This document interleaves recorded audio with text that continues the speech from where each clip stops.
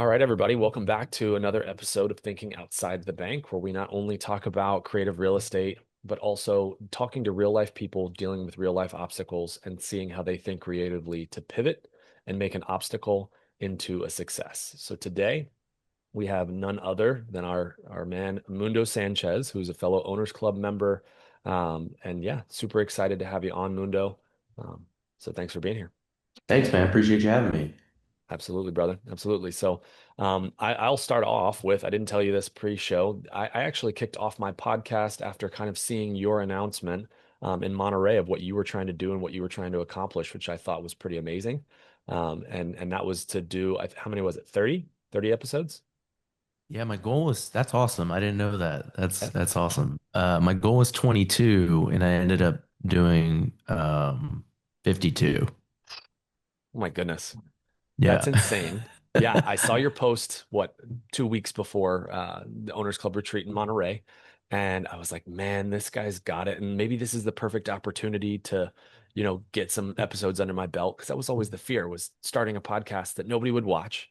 But ultimately, nobody watches it in the beginning because nobody knows it's there. But I Yeah. saw that and I was like, I love how he challenged himself to just go for it and you know, do the unthinkable, what you would think. And I remember signing up for an episode and kind of getting sidetracked because I was with family and I know your schedule was bouncing all around, but did finally get to do that in the lobby. And it was pretty cool. It was pretty cool. So, Yeah, no, it's awesome. Yeah, I haven't posted yours yet. I mean, honestly, I've only posted like two or three. I'm gonna start cranking those out as far as releasing them, probably maybe the back half of this week or start of next week. So that'll all start coming out. I figured you had content for a good 6 to 8 months. I mean, I was doing the math. Even if I release one once or twice a week, that's still you still got quite a few in the bank. So that's awesome. I'm Yeah, excited to no, I'm I'll be, excited to I'll see how be that turns pushing them out. out. Sweet, man. I can't Oh, wait it's to watch awesome, it. man. That made my day. Thank you. Yeah, yeah, absolutely, absolutely. So starting out, I always like to start out the show and let my guests kind of explain a little bit about themselves, a little bit about their history, a little bit about their background. Yeah, so I'll hand it over to you for a minute. Yeah. So I'm originally from San Antonio, Texas. I live in Indianapolis, Indiana now. That's where home is for me for the past I want to say like 12, 13 years. I grew up playing baseball my whole life. I was a competitive athlete.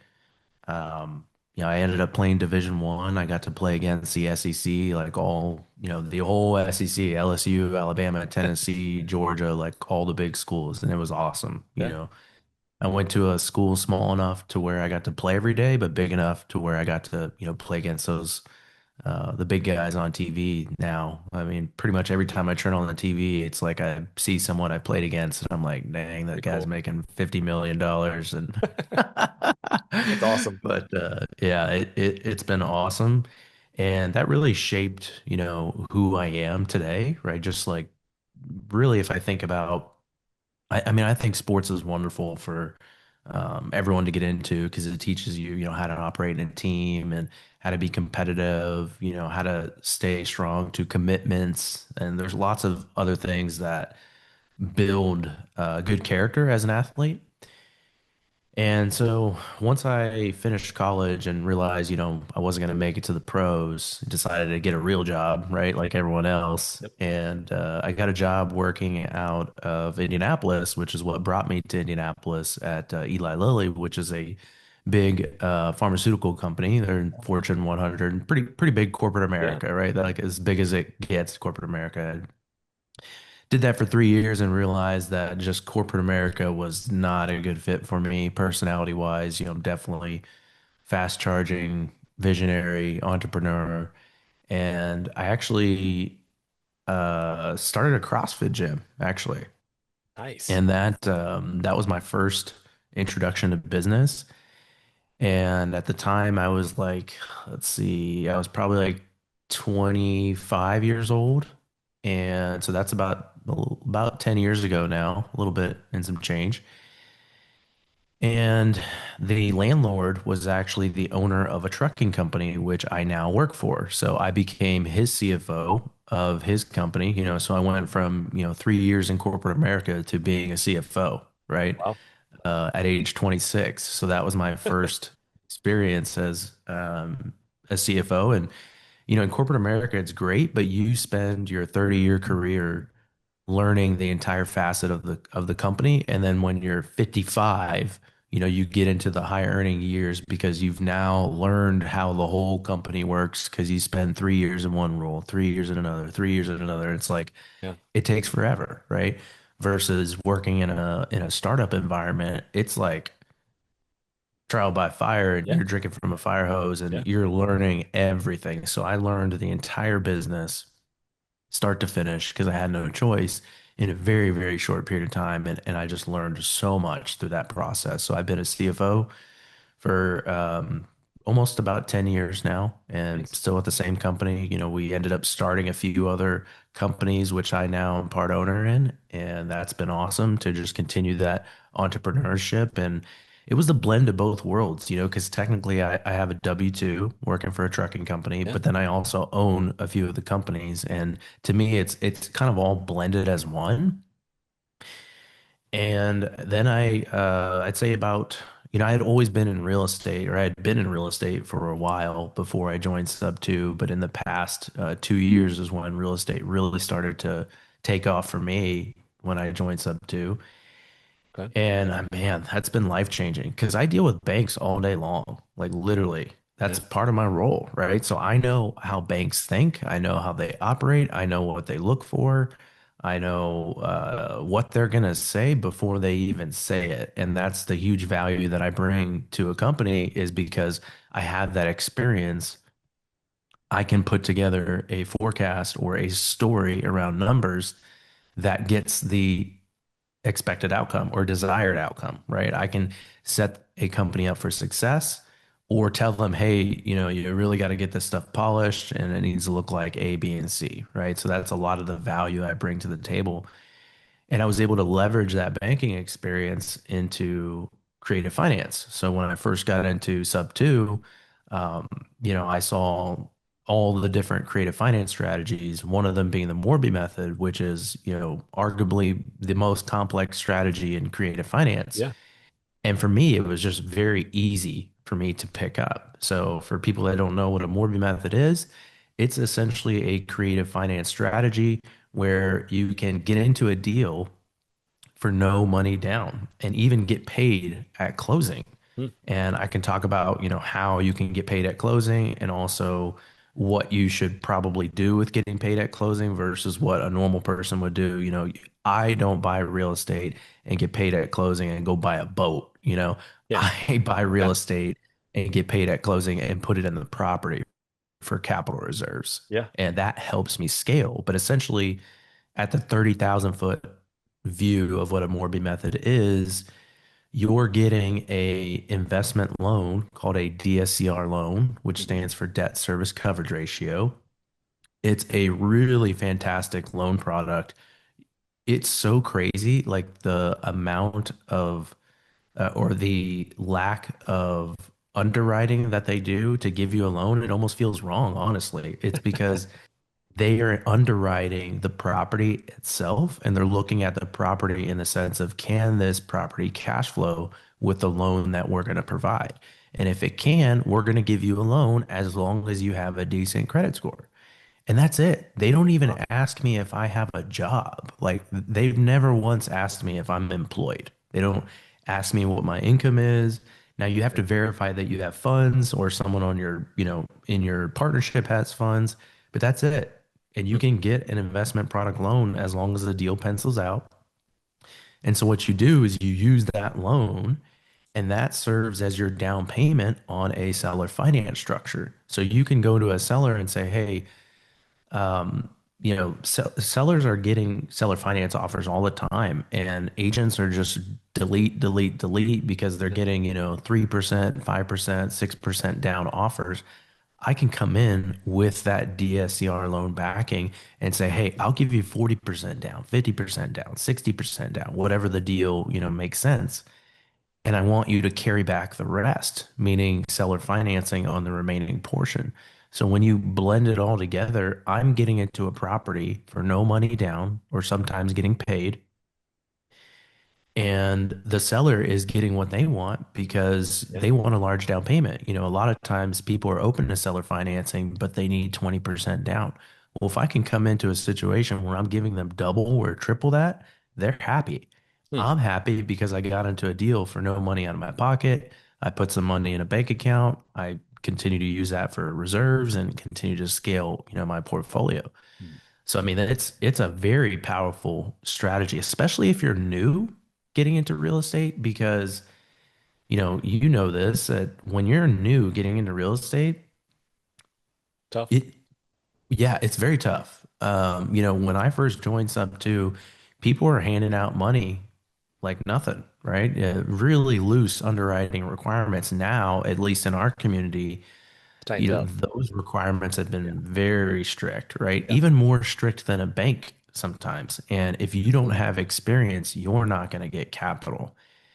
And this is a great way to essentially raise capital from the seller. And the seller is more incentivized to give you money than some other, private money lender. Just different requirements, right? You're Yeah. dangling this carrot with this large down payment. So for someone new, the caveat is, Huge amount. yeah, I mean, the tricky part is like when I first started about 10 years ago, 10, 12 years ago working, everyone was getting business degrees, right? And companies wanted people to get MBAs, right? So it was like this chicken or the egg thing. It's like you couldn't get a job unless you had an MBA, but you couldn't get an MBA unless you had job experience. So it's like, well, how can I How get do you? either one of these if Yep. if if both of these requirements are like that, right? So a lot Just of go people volunteer and struggled. work for free, right? Everybody can work for free for a couple of years. Yeah, and so it's similar to this strategy where it's like the Morby method is a great strategy to get into real estate because you don't have to worry about, raising capital from a PML. You can raise it from the seller. Great entry point. But it's at the same time, it's also the most complicated, complex strategy out there. So you can't do it if you're a beginner. And the cheat code is partnering with someone, it doesn't have to be me, but I have a lot of experience in the area. Partnering with someone who's done it many, many times, get your feet wet, do it a few times, and then you can start going out and scaling on your own. So I think it's an amazing strategy to scale and build wealth. That's yeah, and I've obviously heard of the Morby method. I've structured a few. We actually had one under contract, did not go all the way to closing because the seller got a little spooked and opted to do something else. And I'll dive into that because I actually have another opportunity. And I'm curious, but I've got a couple questions. You gave us an Yeah. awesome background, and I want to go back. Um, First of all, to baseball. I didn't know that we shared that in common. I did not play college baseball, but I played all the way up to end year of high school. Went to the state championship, so I'm pretty stoked. I don't know how I didn't know that about you though, man. That's awesome. Um, Yeah, I mean, usually it just never comes up. I don't really, I'm always usually just talking about real estate. Yeah.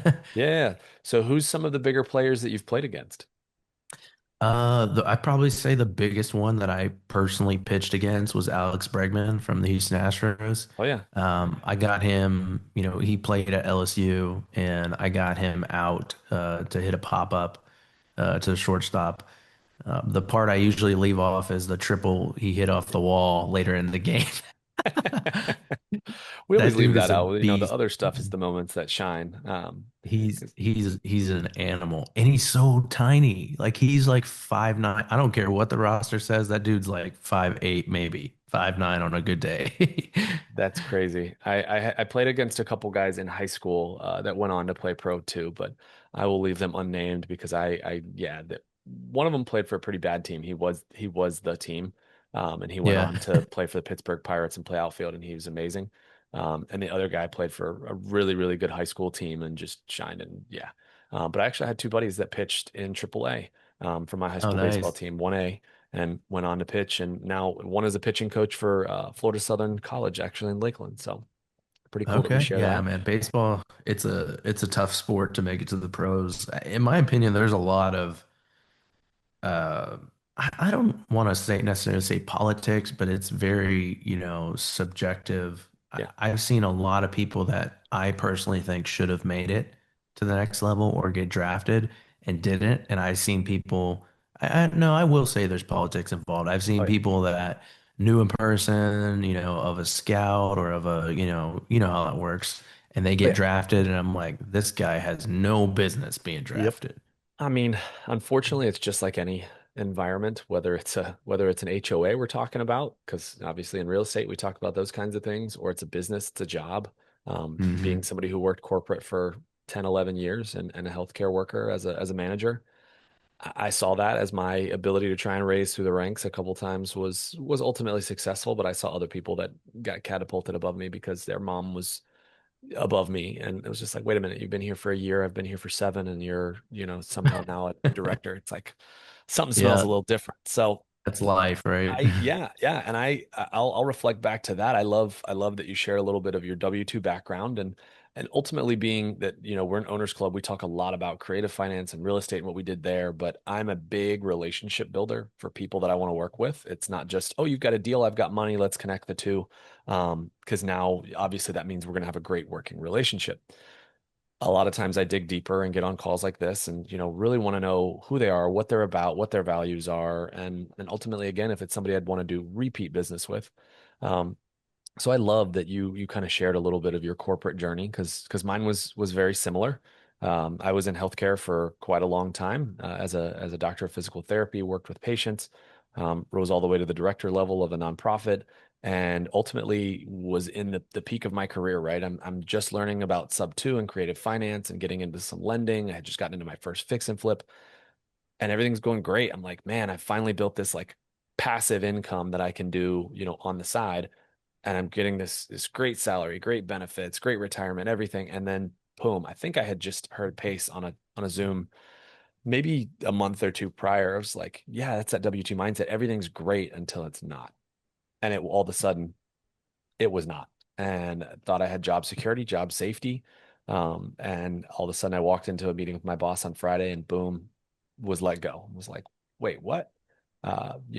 Just a changing of the guard. We had gotten a new CEO and his vision wasn't the same as the previous CEO that was there for 30 years. And she's the one that ultimately brought me on and was like, man, this is a whole shakeup. Like this isn't how my life was supposed to go. And I really had to pivot and say, well, where do I go next? Do I go back to where I was before and take a step down, take a pay cut, go back to clinical management, which basically meant I was with a patient 35 to 40 hours a week, plus management time, plus notes, all of that stuff, which left very little time for this new hobby, this new, passive investment that I had picked up, which was real estate. And I was really starting to get some traction. And I was like, I know me. I know if I go back to that, I'll give my all just like I did for 10, 11 years as a clinician, as a manager, and I wouldn't have much to show for it, in the next 5 years. And I would be regretting that I didn't leverage the opportunities that I had right now with real estate.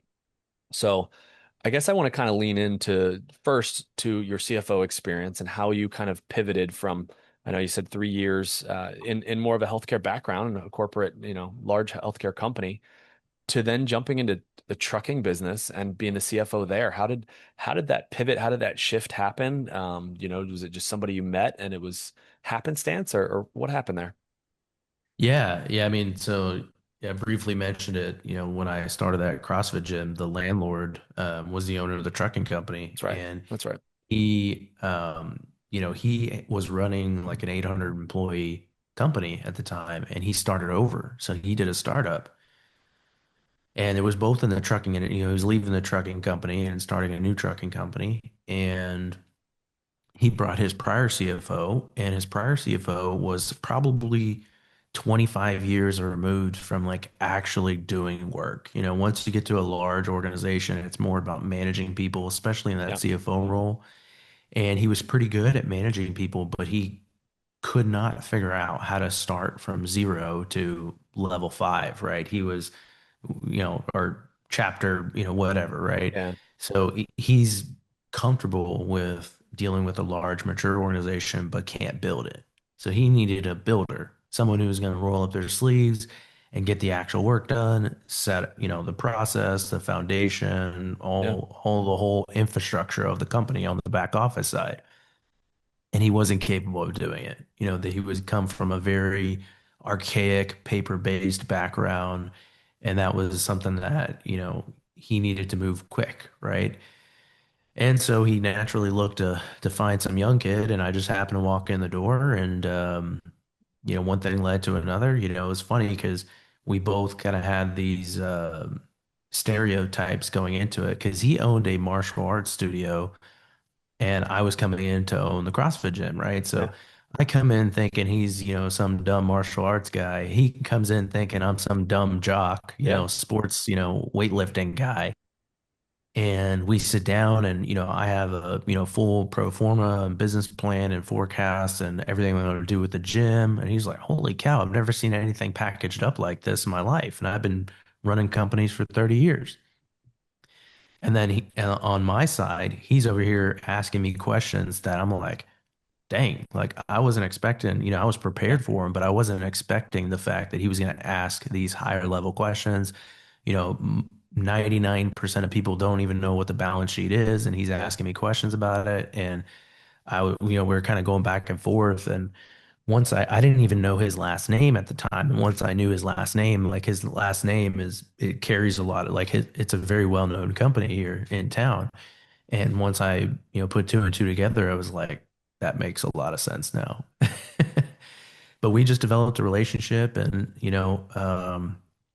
I had three bosses in a span of a year and a half. And you know how it is. I mean, when you're working at a large organization, your rapport with your direct supervisor, they control your fate, right? Yeah. And Yep. if, it takes a while to understand how they want to see things. And a lot of your performance is, you know, based on how they view you, right? Every person has a different flavor of what they want.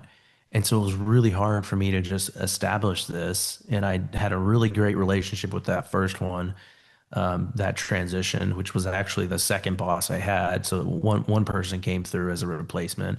Then they started doing acquisitions, then shifting people around so that he left.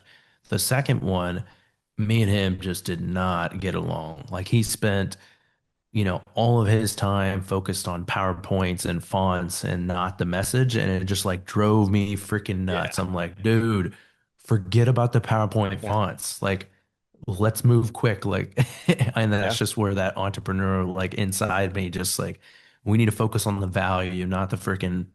fonts. Color of the font. Exactly. And then that transition to the third one, he basically did the handoff and was like, look, this guy sucks. Here you go. And then so that person, me and her didn't get along. Finish. And it just, one thing led to another. And I was like, you know what? Here you guys go. I'm out of here. Peace. See ya. Yep. And Everyone thought I was crazy for leaving, but, it worked out for the best. that's interesting that you say that because, I have, again, similar experience. I find a lot of parallels here from, especially from our W-2 world. Before, the job that I was asked to leave or kindly asked to leave, I actually left my tenured position at Advent Health, rather large healthcare system here in the Southeast. And I had been there for coming up on 10 years. I had changing the guard as well. My previous manager, who I got along absolutely fantastic with, she built me up. She's one that I consider, and I give a lot of credit to my management experience and a lot of my mindset. Left, actually stepped down to a part-time manager role to be with her family. And I was like, wow, that's awesome. Like most people in this company are just work, work, work, Yeah. burn the candle, let it, harder, harder, harder, and sacrifice what needed to be sacrificed. And that was never my mantra. I always knew that my number one job that I was going to be amazing at was being a dad. And so when I got that opportunity, like I was like, you know what? I'll stay up late after they go to bed and get work done if that means that, but I won't stay at work after hours to sacrifice time with them. And Mhm. the next boss that came in didn't quite see it that way and was a very different manager. And I just immediately was kind of put off with his management style and ultimately was like, I'm going to look for other opportunities.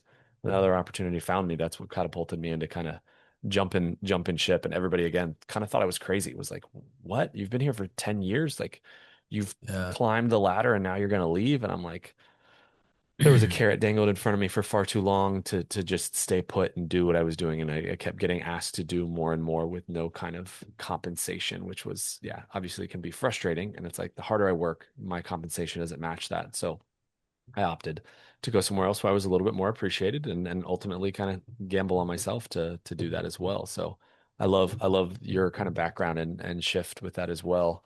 Um, what I'm going to ask next is a little bit more about obviously real estate from transitioning. You still do that CFO work. Hi. Oh, hi. I know. My daughter lost her second tooth and got money from the tooth fairy, so she's making a That's amazing. nice guest. I love it.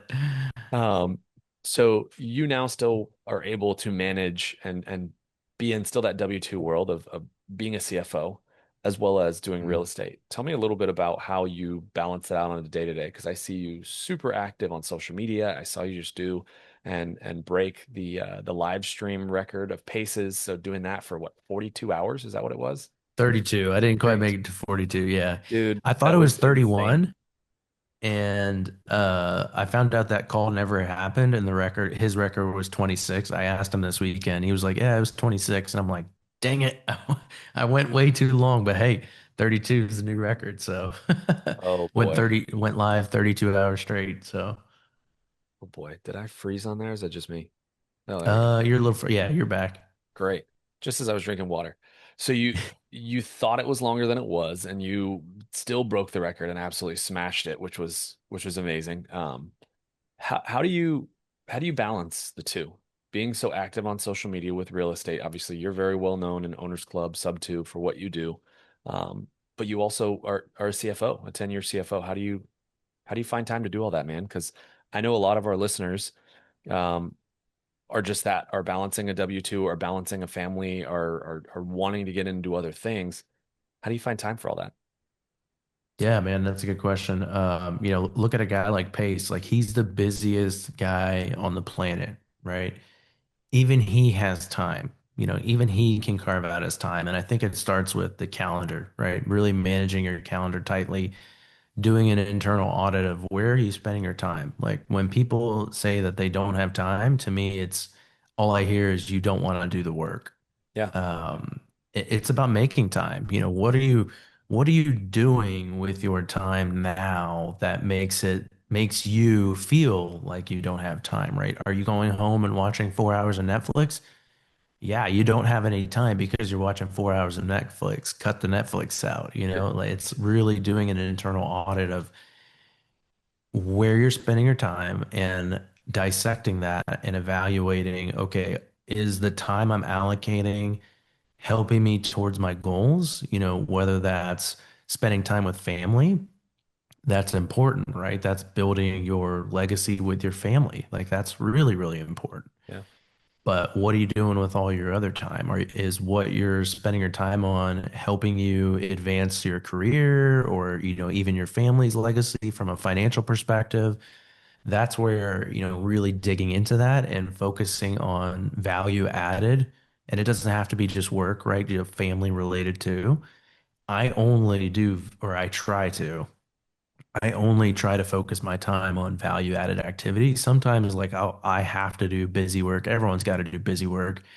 I think the cheat code a lot of people will say is outsource everything, right? Well, you can. I mean, the more money you have, the more you can outsource, right? But if you're in that building phase, you can't just, I hate when, sometimes really successful people will go and say, oh, just outsource, like a Dan Martell, like just outsource and pay this, pay this, pay this. And I'm like, bro, you just named like $1 million of wages yeah, that if I follow your plan, I'm going to have to outsource. Like, yep, yeah, let me just pull an extra $1 million out of my pocket, right? yep, So, you go through a phase where you have to be the one wearing all the hats and working through that till you get to the point of you're successful enough where you can create the excess cash to start delegating and hiring for those roles. But I think the answer is like just get up earlier, stay up later. Like, like what you mentioned, spending time with your family and working later at night when they're asleep. That's what I do. I wake up between 4 and 4:30 every day and just start cranking away. So before I get to the office, I've already gotten, 5 hours or so of work in, which is, some people would view that almost as their full-time job, right? yeah, So yeah. that's really how I do it, honestly. That's impressive. And I think it takes a special kind of person because I hear Pace talk about that all the time, getting up at 4 and doing that. And as somebody who worked in the healthcare world for so long and built, a holistic healthcare program, which I preached on good quality sleep, limiting screens, all that kind of stuff. And then to go to this where it is truly a grind, and I've had to embrace that. And don't get me wrong, I've never been afraid or shied away from work. I've always been the kind that's like, if something needs to get done and I want it done right, I'm just going to do it myself. I'm not super great at delegating. My years of business and management definitely taught me that. But I still, especially in a new world where, again, like you said, sometimes you're wearing all the hats, and sometimes to wear the hats and to delegate things, you have to learn how to do them yourself before you can teach somebody else how to do them, right? If you just, Yeah. just read a manual, but you've never physically done the thing, how are you going to teach anybody else how to actually do the thing the correct way? So I love that. And at first, that kind of grind and mentality of, oh, wake up earlier, stay up later, put me off. But I was already doing that. But I was just doing that for somebody else in a W-2. I'd stay up late to do notes or come up with a pro forma or a presentation for the directors or whatever. So it's just like now I'm doing that and I'm choosing to do that for myself and for my family again, like you said, to kind of build that legacy. So I love that. And I think again, it takes a special kind of person with a special kind of work ethic because obviously entrepreneurship isn't cut out for everybody. But one of the favorite uh, shows that we do watch around dinner time every night is Shark Tank, and I love that my kids, are watching it or are analyzing and breaking down deals and asking what a royalty is and equity and all of these things. And it's like my kids are 7 and 8, and I got to take them this summer to Montana, to Monterey, and be around other people with kids and families just like mine that what I'm trying to build and be around Pace and his family, go do Yeah. amazing things with him, and they get to be around that. And now, not only am I learning and I'm taking away from that, but they are too, because years down the road, they're going to look back and think, oh, that one summer or those summers, hopefully, that are now going to be in succession spent with their owners club members. They consider themselves, an owners club member. Oh no, we're an owners club. So it's like, it's just cool to see that shift in them, as well as myself. So that's ultimately what I'm going to ask too is it sounds like at some point there was a shift in your mindset and your work ethic and just life in general now to balancing CFO, but also real estate. When would you say that the real estate really became a big part of your life and you almost kind of, because to me, obviously, I would have thought you were doing full time in real estate and you balance that so well, like you said, balancing your calendar. When did that shift happen that you were really able to start to leverage more time and more revenue ultimately in real estate? What happened? I mean, I would say it probably when I first joined, I spent the first 6 months just learning, in the sub-2 vault. And I think, some common advice would be, hey, just, don't spend all your time learning and doing that. Like partner with someone, get in a deal, learn through experience. And I just had more of like an engineer mindset. Like I needed to know how things worked.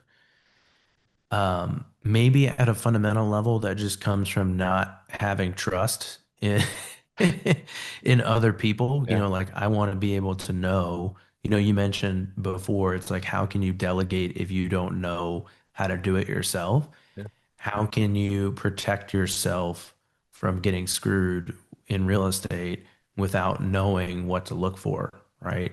And me being new into the community, like I didn't have someone in my close circle that already knew the creative finance strategies. So I couldn't go and partner with them on someone who, I relied and trust on because I can't just go and partner with a stranger and have no foundational knowledge and feel like I'm going to be protected because I don't know if that person's going to take advantage of me, right? yep, You just don't know. yep, And so I didn't really have that at the beginning, so I built it myself. I spent 6 months learning, and I think the difference between me and some of the people that have been in sub-2 for 3 years and haven't gotten a deal yet is I had a roadmap to take action once I felt like I was capable of doing it, right? Versus people that just stick in this perpetual loop of just learning, and they're not even learning at the pace that, I was learning. I would spend 40 hours a week just learning real estate, like Yep. for 4 months, like just boom, boom. And then I started building relationships those last 2 months. That's great. And one thing led to another, and then just things just started happening. It was life changing for me. I had never been on camera before I joined Sub 2, Wow. never posted anything on social media. I was scared. Pace helped me, push past that.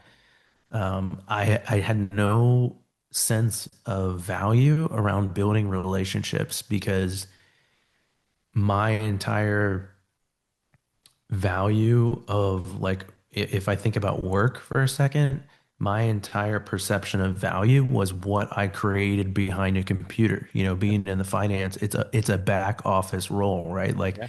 they call it back office for a reason. You're not at the front, you're not the brand, you're not the face, right? You're in the back, They always make jokes about the finance guy being, in the green shades behind the curtain. Like that's the role. Yeah. Yeah. It's not a very personality wise, it's not a very outgoing person to begin with. And the value I created was, through that, through building models and financial statements and all that stuff. So I thought if I wasn't doing that on a computer, I wasn't creating value. Like I saw the impact that I would make because I spent the first 6 years at our company building the entire infrastructure. It's like my attitude at the time was, okay, well, and it was the right place to be, you know. Um, if I was the same person I am today back then, I probably wouldn't have done all those things. And there was a need for that person to get in there, roll up their sleeves, and build it all out. I don't want to do that again. You Yeah. know, I'm happy to train someone to do that again and help build and educate, but I don't want to physically do that again. And, some of that is like, hey, I've already done my time. I went through the rite of passage of all the pain.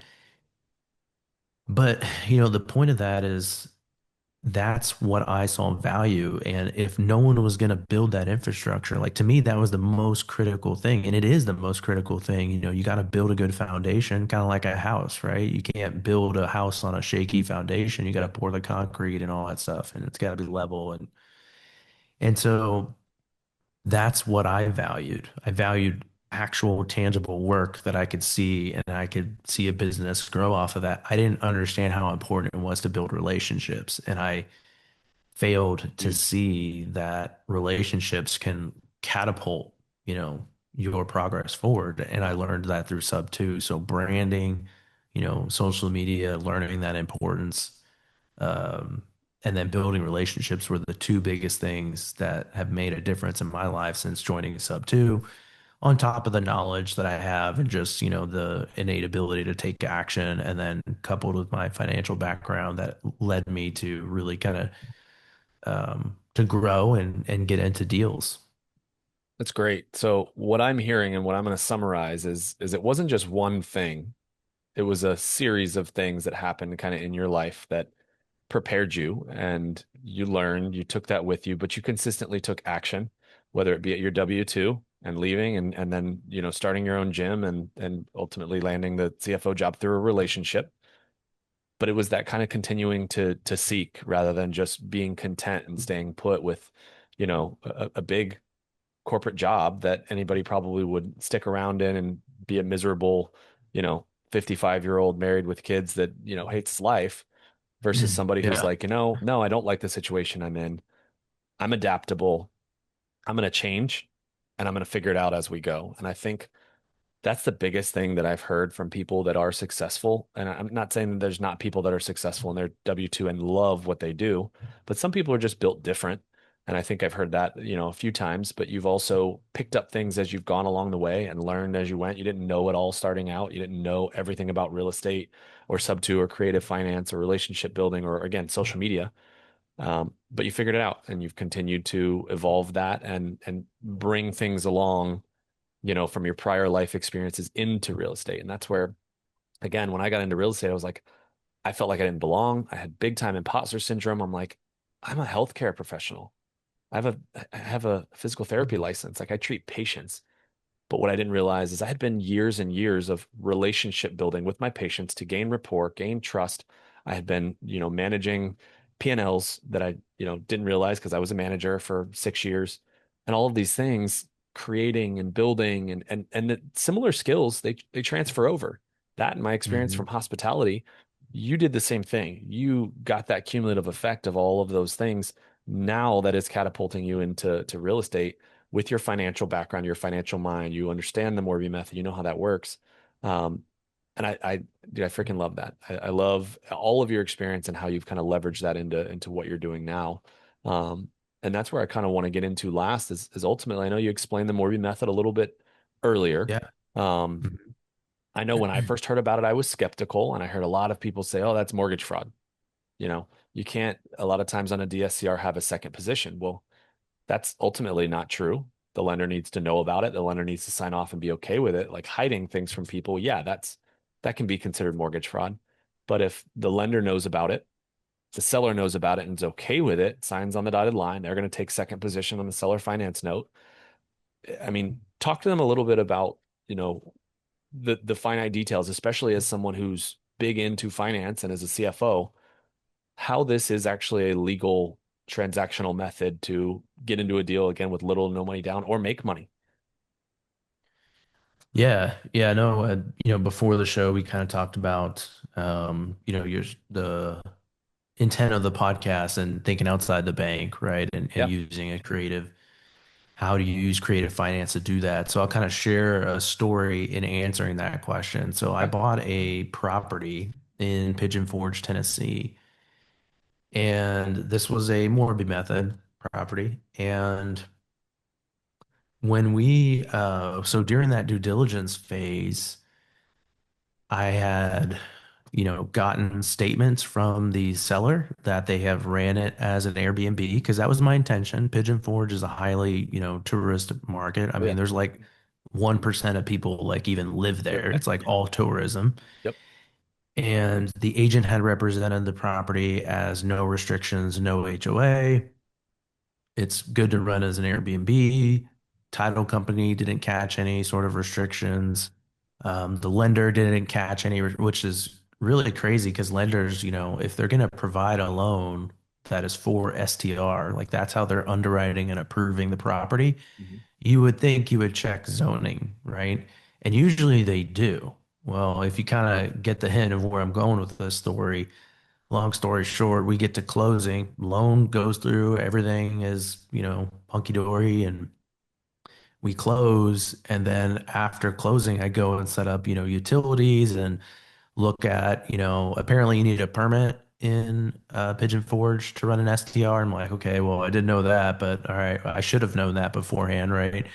And I go and call the city to get the permit set up, and I find out that you can't run it as an STR. It's in that 1% Oh, area that it's wow. restricted. And I was like, gosh, like all of these things. And the fact that, I know, like I've been to Pigeon Forge many times, and it's like, Mhm. I know no one lives there. Like it's all tourism, all of it. It's kind of like, I won't say it's, if you haven't been to Pigeon Forge, I mean, it's very family oriented. But the only comparison I'm making to it in relation to like being Vegas is that everywhere you go, there's entertainment things. Everywhere. Pigeon Forge is not that kind of entertainment, but it's like family oriented, right? But Existing. it's Yeah. it's like that in terms of the basically it's a tourist economy. That's how it Mhm. thrives. And so it was a no-brainer. Like it was like, okay, seller statements, agents tell me it's good, lender doesn't know restrictions, yada yada yada. I know the area, no-brainer. And shame on me because I didn't check zoning. And it's one of those things where zoning, it's different in every state, every county. Like one zoning could be restricted in one area and not restricted in another. Like the only way to find out is by calling the county, Yeah. right? And like digging into the records and the ordinances and reading them. And it's like, who wants to spend the time doing that? Well, I certainly do now. Yeah. Yeah. If the exit is STR, I learned the hard way. But anyways, so how I used, creative finance to pivot, not only using creative finance on the acquisition, on the Morby method, but also using creative finance on the back end. And I essentially, when I heard that on the phone and they told me that it was restricted, my heart just like stopped beating for a couple seconds. I was just like, no. I was like, I have a $7,000 mortgage every month and my revenue just went to zero. I mean, it's a $1.1 million property. Revenue just went to zero, right? I go from 140K annual revenue forecast to freaking zero. And, the first couple of seconds is like panic. And for a lot of people, That'd be the end. that would be it. That would be Yep. continued panic. For me, it was more of how can I solve this problem? There's an answer to this problem. I will solve it. And I essentially invented a new business model that, time will tell whether it's successful or not. But what I'm doing, because I can't advertise it as a short-term rental overnight Airbnb, Yeah. but there's no restrictions on 30-day or more leases. So what I'm doing is I'm essentially having a corporate retreat and slash investor workshop property. So the entire property is set up for corporate retreats and investor workshops. And so if we look at the investor workshops, that's more of an actual business activity, right? And there's actually going to be a 30-day lease in place with another management company, and they're the ones renting the property and then running the actual operation of that investor workshop. But also on the corporate retreat side, we are advertising to corporations and packaging a program up that allows companies to book essentially 4 weeks at our property, Hmm. and they can use those 4 weeks in a way that works with them. And we're creating a very delicate legal structure around the contracts to have it worded in a way that protects us, right? But essentially, companies could use that property as a place where they can do quarterly board meetings. So they get their corporate ROI. And for the remainder part of that time, they can give it to their employees as thank yous for them to take their families on vacations. Wow. So you accomplish two things. If you talk to an owner, generally speaking, they care about the ROI, and then secondary, they want to take care of their people, right? Of course. And why do people want raises? They want raises so they can go do cool stuff with their family and, Yep. and create a better life and create experiences, right? Well, you're essentially effectively giving them the same result, not Yeah. money, but the equivalent because you're giving them a vacation for Yeah. free, Yeah. right? Sometimes And that's even better. packaging that together in a model that allows them to have a framework where they can have their strategic board meetings, but then also allow them to give back to their employees. And so that's the business model that we're going. We're not going to advertise short-term rental. Like you won't see it on Airbnb as an overnight. You'll see it as like a 30-day or more listing because that's what it's going to be, 30-day leases. But that was essentially the business model I came up with within like 2 hours of that happening. I That's was just incredible. like, I don't know what we're doing, but we're figuring this out. There is no other option but to figure this out. And so that's what we're doing. And then I'm launching my first workshop in September I'm doing a Morby Method workshop. And so I'll be doing workshops there probably quarterly. I'll first start with Morby Methods, and then secondarily, I'll start in businesses. So I have a lot of brand exposure, whatever you want to say, on like the Morby Method topic, right? Because that's what most people in the Paces community know me for. Yeah. But eventually, I'm going to start venturing more into business, and I'll start running workshops there. So I'll be producing revenue for the property with those workshops. And then for, even people like yourself, if you want to run a workshop, you could, rent out the property and run a workshop and It's pretty amazing. um, I create can't a, think of a much better place to run a workshop. That I mean, I know, and I know it's that area well. So I've vacationed there and on the opposite side of the Smoky Mountains in Bryson City since I was a kid. So as soon as you talked about that area, I almost own an Airbnb up there too. And I'm like, that's a great opportunity for people too. Because yeah, I mean, it's so close as a corporate retreat, again, or to host people. to send them there as a gift, as a thank you. That's a genius idea, and I'm super creative to just to think about that and how to pivot within 2 hours, where most people would be like, "Oh my gosh, what do I do? Let's fire sale this property. I just got to get out of this debt. I'll sell it for anything." Yeah. But yeah, that's I mean, and now you're still able to pivot out of that. So you acquired that on a Morby method, is what I'm hearing as well, correct? Yep. Correct. Okay. Okay. So, for instance, is there a certain amount, I know we talked about for Morby method, um, that that you usually look for? First you got to know that the seller's open to some form of seller financing, right? Now, is this only residential houses? Is this commercial properties? Is this businesses? Can this work for other asset classes other than just, single family home? Yeah, it can. I definitely think there's a lot more restrictions. Single family is the most scalable, single family, small multifamily. So if you think about like duplexes or portfolios of single family homes or duplexes, that's in a way considered commercial, but it's still your single family residential underwriting, Okay. which falls under the category of what I mentioned, super easy to get in terms of qualification. So it's by far the most scalable. Okay. Once you get into commercial, true commercial, like industrial or, large, retail strips, stuff like that, it becomes a little bit harder on the requirements depending on how big, you go, or even if it's like a large apartment complex. The bigger the number, the more strict the underwriting requirements are. Now it becomes a lot more about the person, and you can throw out, what I said earlier about not even needing to know you have a job. Throw that out the window because the larger you go in loan, if you think about it, it makes sense from a bank perspective. The larger the loan, the more the risk, right? Yeah, of course. A $300,000 home, or even the $1.1 million home, like to a bank that's lending out money, that's not a lot of money. Yeah. But when you start to get to four, five, $6 million assets, like now you're starting to get to a different level, right?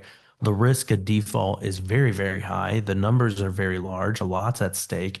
They need to know that you have the experience. I get a lot of people coming to me, haven't even done their first freaking deal yet, and they want to jump into commercial and large multifamily. Like, bro, pump the freaking brakes. Yep. Like, I understand your desire. Then again, if that's really someone's intention, the cheat code is just put your money. If you got capital, put your money into someone's deal, Yeah. build your experience that way, get that on your real estate schedule, and that's the way you can get into multifamily and scale. It's not going to be, doing a Morby method with no money down Yep.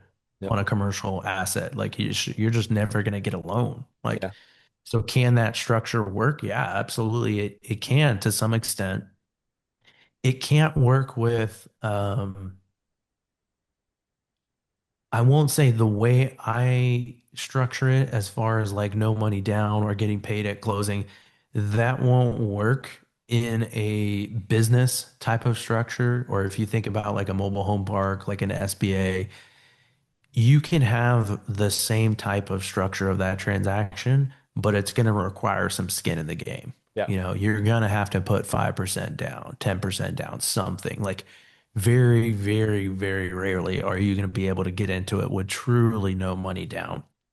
It's really Maybe cool. it's no money down to you, Yeah. but someone in the deal is going Somebody. to have to bring some skin to the game, right? Yeah. So yeah, the structure as far as the Morby method and incorporating, because really we're talking about buying an asset or a business with a mix of bank debt or some sort of debt instrument and seller financing. So Yep. in that sense, yeah, you can do that on any asset class. Business, that it would almost be weird if you didn't have seller financing in a business Yeah. transaction. Yeah. Um, but again, like even if I'm doing a deal with traditional banks, like at work, we've done three acquisitions in the past year and a half. All of that required skin in the game. All of it had seller financing in it. It's expected. Yeah.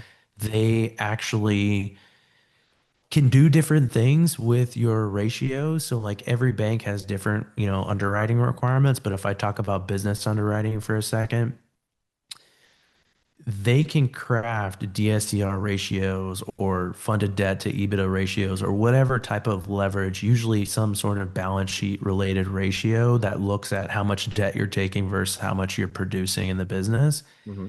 They can structure ratios around funded debt. And what that means is they're going to calculate whatever that ratio is based on bank loaned debt, right? So if you think about it in the context of that situation, if you have a almost fully leveraged transaction, because we've bought acquisitions basically 95% leverage, 5% equity into the deal, or even less, sometimes 1%. Wow. Um, they just wanted something as skin in the game. It's like one of those check the box, like, are you putting money into this transaction? Like, check the box. And then depending on the deal size, that'll kind of dictate what their appetite is. And we've literally have asked them, like, okay, totally get it. You want skin in the game. What's the number? And we're almost like structuring the deal with the bank. It's like you tell us like what the number it is. If it's 100K, cool, we'll put in 100K, right? But they'll look at the financial ratios based on funded debt. So if you were able to structure something where, let's say you got 80% funded debt and then you had 15% seller financing and 5% equity, that's going to make it pretty tight Yeah. in terms of your leverage ratios. But if you took that 80% of funded debt and made it 40%, and you kind of flipped the script and had a lot more on seller financing, the bank is only looking at that 40%, if that makes sense. Yeah, So it's definitely. going to churn your ratios into a situation that's a lot better, a lot easier to get approval. But that's not every bank. You have to find those banks that that's how they operate. And so, like, again, every bank's different, but that's just one example of how you can like get creative on the leverage and where seller financing is actually a good thing in the business. And the banks want you to have more because they can lend you more because you're taking less bank risk. Makes perfect sense. If they're loaning less on the overall product, if their ratio's lower, they feel more secure. They're still going to be in first position. They're safe. They're secure. Yeah, So and definitely makes sense. they view like from a business perspective, the biggest thing they care about is stability of earnings.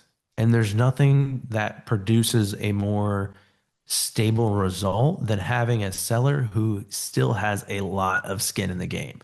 If they got 60% seller financing, like their fate, They're in it. their ability to collect that 60% relies on them making sure that that company, whoever takes over, is producing the same level of earnings that was able to justify whatever that deal valuation was, right? So the banks love that. They actually like that in business that the seller is staying in because if the seller was getting 100% cash at close, peace, I'm out. They've been Yeah. operating it for 30 years. And then you got some guy who's taken over that's got, no experience. That's a really high risk deal for a bank. Yep. Really high. Even if the numbers looked great, they would view this as like, okay, well, we can almost delete the P&L because we have no idea what the P&L is going to look like in the future. We know what this guy did, but he had 30 years of experience. That's when you will see a bank come back and say, hey, we like this deal. We like what's happening here as far as the history. It looks like a good company, but you need to go find an experienced operator because we can't lend this, to you. And then Yeah. then that person has to go find, a 30-year veteran that can step in and basically replicate the prior success. And I can relate. We're looking at, we even considered structuring a Morby method on the business we're trying to acquire in Aiken, South Carolina. It's a bed and breakfast. The owners have owned it for about 2.5 years, have some P&Ls, but their income is just an income line. It's not very Yeah. itemized. It's not very specific. And we actually went to a local bank after we walked the property, and the guy's like, "Oh, I'm familiar with this. We have actually loaned on this to the previous owners. No problem. I just need, of course, some more detailed P&L statements. I need some more income." And we kind of hit a roadblock right there. And also, there were three operators on it, myself and two partners, and they were like, "We need 3 years of bank statements from all of you and tax history and yada yada yada." And it was like, wait, what do you mean? I thought it's a commercial asset. Why don't you underwrite it on the asset? And they're like, well, We still require a personal guarantee. Yeah, there can be a seller finance component. So essentially, we were able to do it and structure it as a Morby method, but they were very into the details of, like you said, so that's more of a commercial asset of business. And we were immediately kind of like hit roadblocks of like, well, this might not be, an acquisition method for us, even though we all were kind of giddy. We're like, oh, great, they'll let us do Morby method. This could, and Yep. the seller was open to seller financing. He wanted a bigger down payment. Um, but he also, Yeah, I mean wanted to carry a smaller note. So it's a lot, I see a lot of people want to get into the big sexier, multifamily and I mean it makes sense. Everyone wants that, right? But you can do that type of structure, but you better have the personal backing. Do you have a lot of liquidity? Like, are you worth a lot net worth wise? Do you have debt, like bad toxic debt? Like, they're gonna start looking yeah, deeper. they're gonna It's find it. it's gonna feel a lot more conventional, even if it is a DSCR type of product. And that's one thing people don't think about, but you don't have to deal with any of that on a residential or small multifamily below 5 units, like that kind of stuff. Like, so it's much more scalable to do it that way than, getting into those larger asset classes. And if you have the means to do it, then yeah, I mean, it's a great strategy and you'll have no problems. But that's usually not the case for a lot of people just starting out that are wanting to like, because I get that question so many times. Can I do this on multifamily? Well, it dep I sound like an Yeah, attorney. It's like it it depends, depends. right? No, but it's true. Because the last thing I'm gonna do is tell him yes, and then I'm gonna go jump into a deal and, oh, well, you told me I could do this. It's like, well, yeah, you can, but you also have to, you don't start playing in the pros. You start in little league. You have to work your way up. You got to have the Yep. experience to do the other things, and otherwise, you're just kind of setting yourself up for not necessarily success or failure, but you're kind of somewhere in between. Like you said, unless you have that skilled operator that's going to come on and help you, you're kind of taking your life in your hands there, and it's not necessarily a risk. I know as an operator, I'd want to take, I'd want to learn, I'd want to be alongside, and want to partner with other people who have done it before, um, to learn as I go and learn to earn. So I love that, and I love again some of the Exactly. breakdown of the structure of the Morby method. Man, it was obviously fantastic. Um, and so I want to give you an opportunity, obviously, to let some of our listeners know where they can find you, where they can go to learn more about the Morby method, and maybe even and connect with you if they've got a deal. Yeah, no, I appreciate that. You can find me on YouTube, Mundo dot, is it dot or underscore Sanchez? I can't remember which one. I I'll probably tag it in should there have for that sure. memorized. And then on Instagram, it's just Mundo Sanchez spelled out. If people want to learn more about the Morby Method, I have my upcoming workshop. It's morbymethodmasterclass.com. Cool.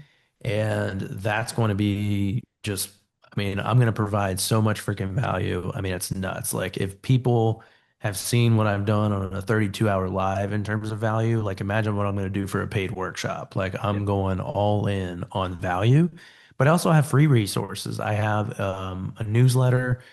That one I should probably get a more sexier domain on, but I can give you that link. It's free. It's about 3 hours worth of training that explains, what the Morby method is, basically how I do it and some of the pitfalls, how you find these type of opportunities, how you underwrite them, and how the contracts are structured. It provides like that 30,000 foot overview on each of those topics, and that's completely free. But then I have the paid workshop that opens all the doors, pulls back the curtain, and shows you exactly how to do it A to Z, start to finish. that's sweet. And I'll definitely tag all of those in the show notes. So I'll get those from Mundo and put them in here. So that way, if you're interested, or maybe if you're watching this in the future and you missed this mastermind in September, like he mentioned, he's going to be doing these repetitively. And I can promise you, knowing this guy, it's only going to get better as it goes. As you've heard throughout the show, he's picking up knowledge each and every day from new people, new life experiences, and just leveraging them for the future and for your benefit. So I can only imagine what that place is going to be like in a year or 2 years' time. So if people are watching Yeah, this again no, in the I'm future, excited. yeah.